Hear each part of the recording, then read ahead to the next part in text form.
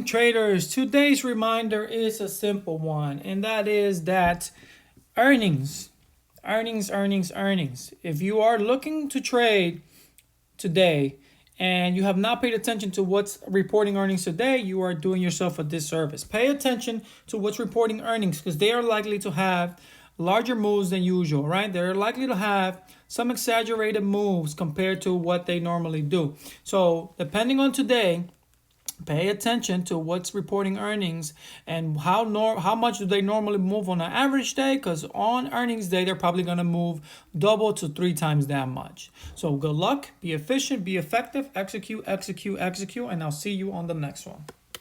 More money, more money! Ah, all very exciting.